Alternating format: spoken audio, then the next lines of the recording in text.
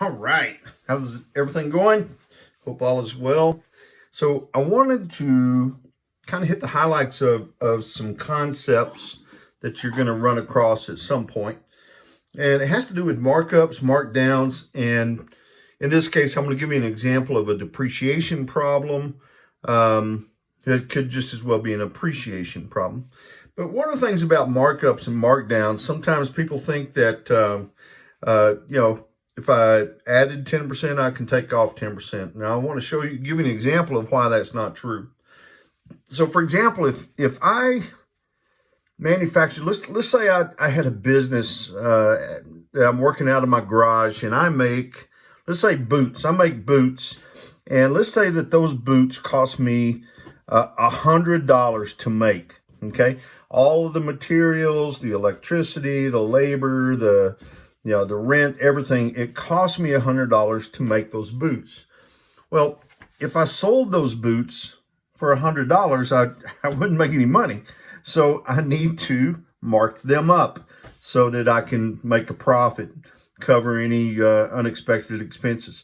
So let's say I add 20%. So I'm going to add 20% of 100 to my boots, and 20% of 100 would be $20. So I'm going to put those boots on the shelf and tag them to be sold for $120.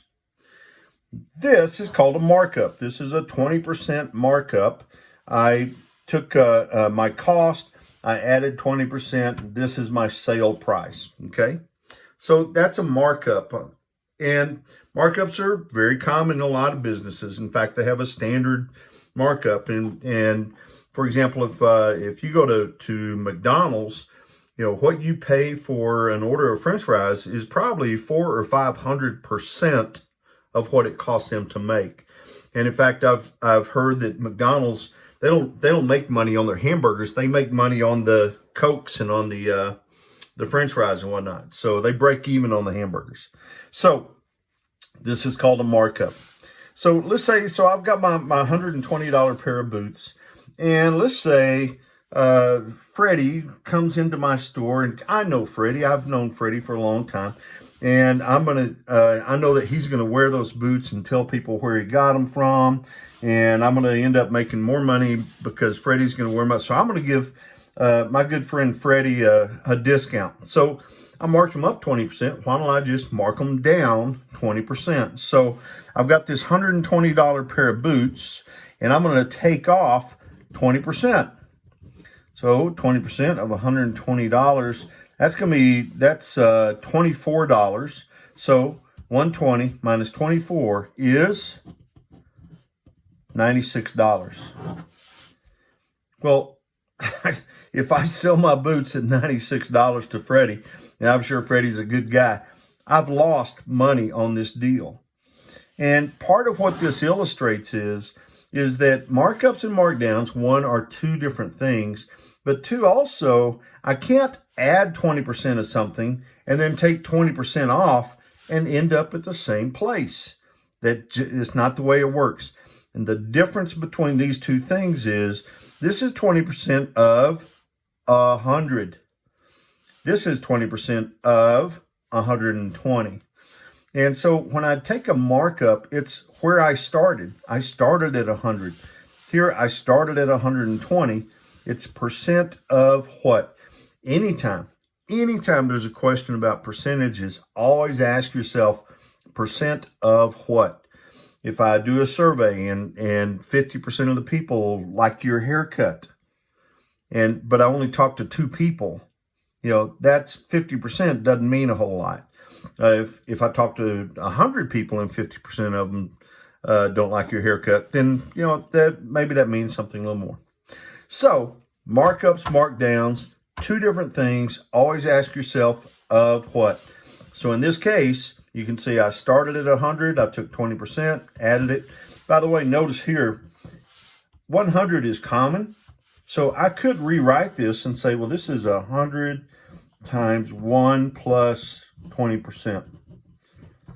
That's 120. This one here, this is going to be 120, sorry, times 1 minus 20%. Okay, so there's a shorthand way of doing this. So markups, markdowns, let's do a depreciation problem. And that's something kind of similar along the same lines. And so I've got a word problem here. And you might see one of these sometime soon. So it's going to go something like this. Make sure. Here we go. So I got a $40,000 automobile, and I'm going to say it depreciates 7% every year. So how much is it worth at the end of 4 years? And one way I could solve this problem is to do this. I can make a little chart, and I could say, look, here I started at the beginning. I had a $40,000 car. I took $2,800 off, 7% of $40,000. And this is going to be the value of the car at the end of the first year.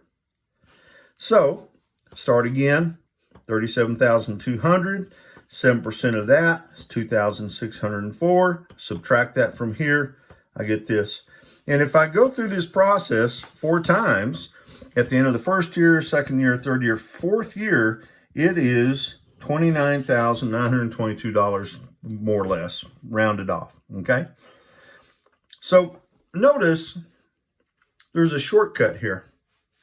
And the way I can do that is, I said, well, look, I know this was $40,000 minus 7% of $40,000 gave me the $37,200.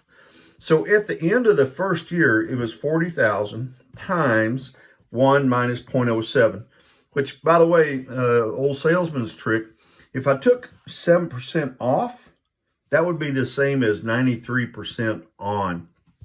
So I could change this, but I'm going to leave it like this for now because it's going to lead us somewhere.